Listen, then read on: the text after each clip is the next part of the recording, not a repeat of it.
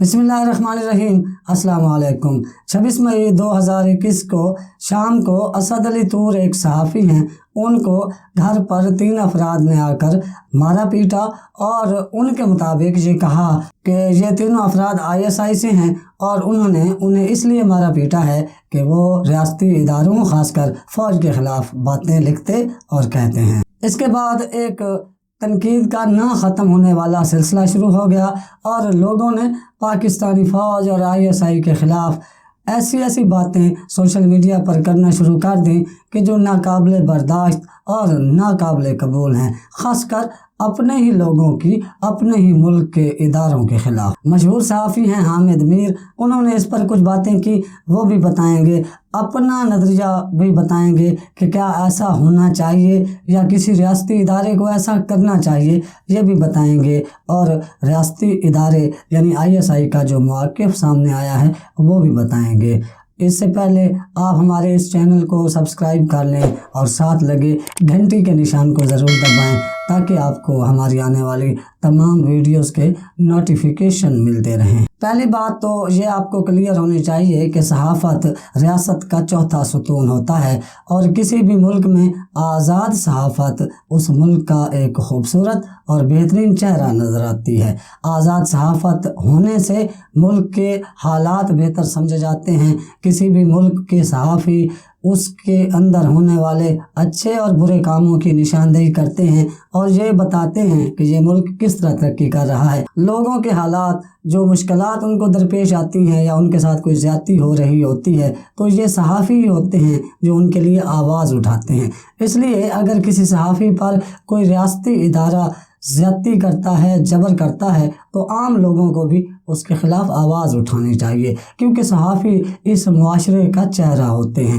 वो बताते हैं कि कोई इदारा उनके लोगों के साथ क्या कर रहा है, ज़्यादती हो रही है या नहीं हो रही, और अगर ज़्यादती होती है, नाइंसाफ़ी होती है, तो ये सहाफ़ी ही उसको पॉइंट आउट करते हैं। 26 मई वाले दिन तकरीबन मगरिब के करीब असद अली तूर पर होने वाले हमले और उसकी CCTV फुटेज के बाद वो हॉस्पिटल पहुंचे। उनकी हालत बहुत ख़राब नज़र आई, उनके दोनों बाजुओं पर चोटें थीं, वो मुश्किल हालत में अस्पताल आए। उनके दोनों बाजुओं पर पट्टियां लगा दी गईं और ये कहा गया कि उनके दोनों बाजू टूट गए हैं। इसके बाद एक ना ख़त्म होने वाला तनकीद का सिलसिला शुरू हुआ जिसमें पॉजिटिव और नेगेटिव तमाम चीज़ें सामने आईं। सोशल मीडिया पर जहां बहुत से लोगों ने अपने ख़यालात का खुलकर इजहार किया, वहीं मुल्क के मारूफ और जाने पहचाने सहाफ़ी हामिद मीर ने भी अपने ख़यालात का इजहार किया। तो पहले आपको ये बताते हैं कि हामिद मीर और उनके ख़यालात क्या थे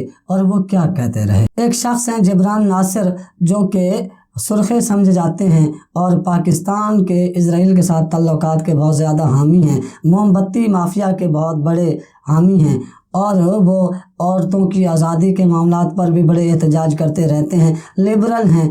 तो उनका एक ट्वीट आया कि ये रियासत जो है वो जबर करती है अपने लोगों पर और इजराइल और भारत के साथ मुफाहमत करना चाहती है। तो इस पर रीट्वीट करते हुए हामिद मीर ने जो कहा, आप वो ट्वीट देखिए स्क्रीन पर और हम आपको पढ़कर भी सुनाते हैं। हामिद मीर कहते हैं कि अजीब रियासत है, भारत और इजराइल के साथ मुफाहमत के लिए तैयार है, अपने लोगों को घरों में घुसकर मारती है।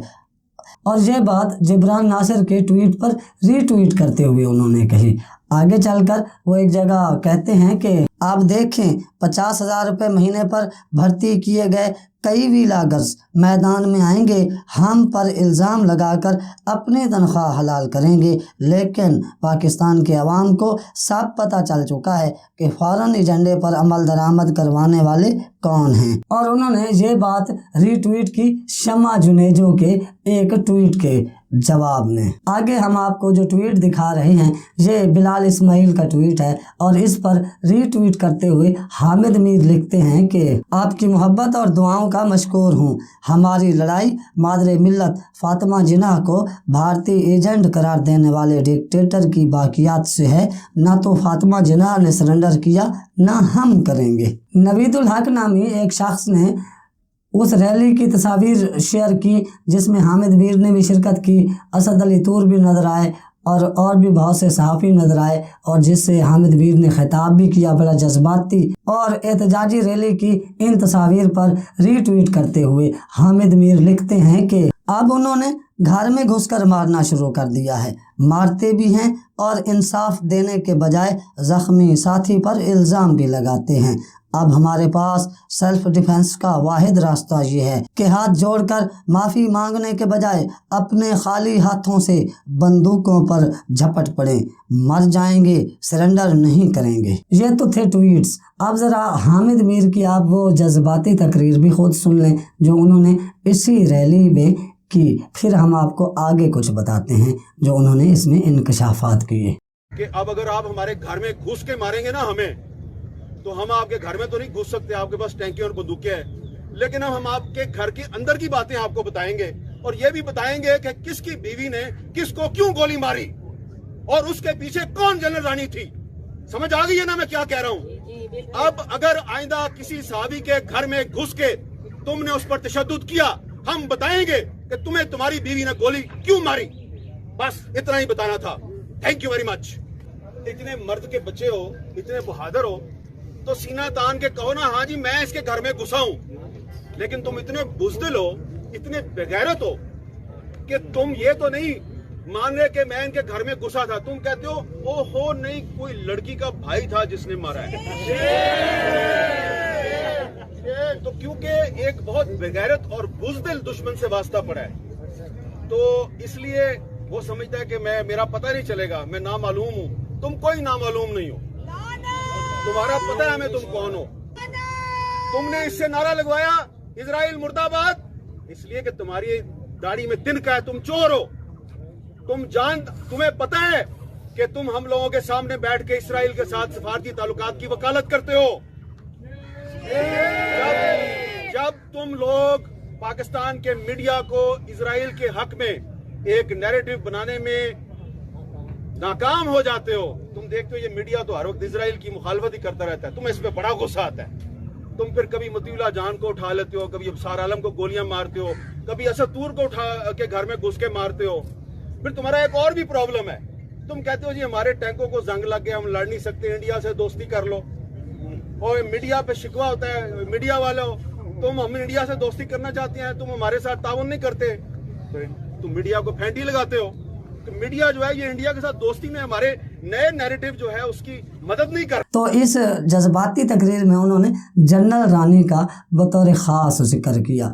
اقلیم اختر المعروف جنرل رانی یہ وہ عورت ہیں جو پاکستانی تاریخ میں ایک بدنما داغ کی حیثیت رکھتی ہیں۔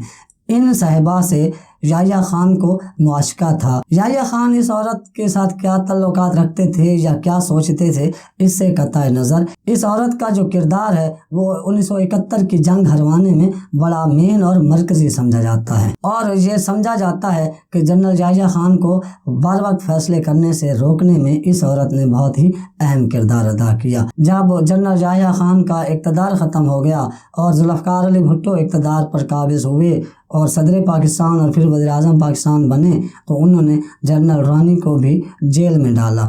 تو اس دوران انہوں نے یہ بھی انکشاف کیا تھا کہ پاکستان کے توڑنے میں دراصل یحییٰ خان کا نہیں بلکہ ذوالفقار علی بھٹو کا اپنا ہاتھ ہے، اور ذوالفقار علی بھٹو نے ہی اقلیم اختر کو جنرل رانی کا خطاب دیا تھا، اور وہ یہ کہتے تھے کہ اگر یہ عورت فوج میں ہوتی تو یقیناً جنرل ہوتی۔ اب ذرا آپ یہ دیکھیں، یہ ہے احتجاجی ریلی کی تصاویر آپ کو سامنے نظر آ رہی ہیں، ان کے دونوں بازوؤں پر پٹیاں لگی ہوئی ہیں، مگر یہ پٹیاں اس وقت اچانک غائب ہو جاتی ہیں جب پی ڈی ایم کی قیادت مولانا فضل الرحمان اور شہباز شریف کے ساتھ ان سے ملاقات کرنے پہنچتی ہے، تو ان کے دونوں بازو جو ٹوٹ چکے تھے ٹھیک ہو چکے ہوتے ہیں اور ان کی پٹیاں بھی غائب ہو جاتی ہیں۔ حالانکہ 26 مئی کو وہ زخمی ہوئے، ان کے بازو ٹوٹ گئے، اور مولانا فضل الرحمان ان کے ساتھ ملنے 30 مئی کی رات کو گئے۔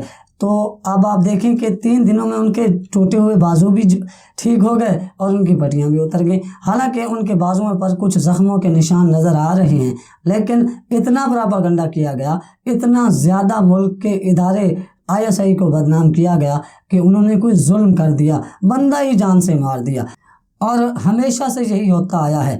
ISI پر الزام لگتا ہے، بعد میں پتہ چلتا ہے یہ تو کوئی اور تھا، इस बार भी यकीनन ऐसा ही होगा। बलूचिस्तान से लोग मिसिंग पर्सन्स बनते हैं, बाद में पता चलता है कि ये जो दहशत गर्दी का हमला हुआ इसमें कोई ऐसा ही बंदा था जो बलूचिस्तान के मिसिंग पर्सन्स की लिस्ट में था, लेकिन उसने आके दहशत गर्दी की कार्रवाई कर दी। बहुत से लोग वापस भी घरों में पहुंच चुके हैं और बहुत सौ की तलाश भी जारी है। लेकिन इस मसले पर पार्टिकुलरली वफाकी वज़ीर इत्तलात चौधरी फवाद हुसैन ने ये ऐलान किया है कि ISI से वजारत इत्तलात ने राब्ता किया है और उन्होंने ये बताया है कि उनका इस हमले से कोई ताल्लुक़ नहीं है, बल्कि इस हमले के ज़िम्मेदारों के तयन के लिए वो तमाम तफ्तीशी इदारों से मुकम्मल ताउन भी करेंगे, मगर उनका इस हमले से कोई ताल्लुक़ नहीं है। इसी तरह वज़ीर दाखिला शेख रशीद अहमद ने भी ये कहा है कि असद अली तूर पर होने वाले हमले को कुछ लोग ISI से मंसूब करने की कोशिश कर रहे हैं। और फवाद चौधरी ने हॉट टॉक में ये कहा कि इस किस्म के जो इल्ज़ामात हैं ISI पर, ये सस्ती शोहरत हासिल करने के लिए किए जाते हैं। सहाफ़ियों पर तशद्दुद के न हम हक में हैं न होना चाहिए, बल्कि किसी पर भी इस वजह से तशद्दुद नहीं किया जाना चाहिए कि वो अपनी राय का इजहार करता है आज़ादी के साथ, मगर राय का इजहार करते हुए भी दूसरे की इज़्ज़त और एहतराम को मलहूज़ खातिर रखना चाहिए। ज़रा इन आज़ादी के अलम बरदार और सहाफ़त के लिए अपनी जानें तक कुर्बान कर देने वाले और फ़ौजी अफसरों की घर की बातें लोगों के सामने लाने की धमकियां देने वाले हामिद मीर से कोई ये पूछे कि जो इज़राइल ने अभी हाल ही में 11 दिनों की गज़ा पर होने वाले हमले में AP और अल जज़ीरा के पूरे दफ्तर को उड़ा के रख दिया, पूरी इमारत को उड़ा के रख दिया, वहाँ पर तो आपके लब से एक लफ्ज़ नहीं निकला। आप ये सारे चक्कर चलाते हैं कि यूरोपियन और मगरबी मीडिया और मगरबी ममालिक आपसे हमदर्दी करें, और वो कर भी रहे हैं।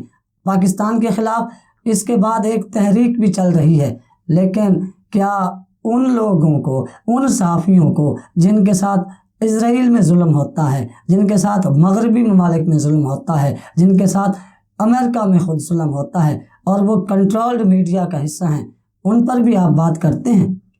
पाकिस्तान का मीडिया दुनिया का वाहिद मीडिया नहीं है कि जिसे दबाने की कोशिश की जाती है।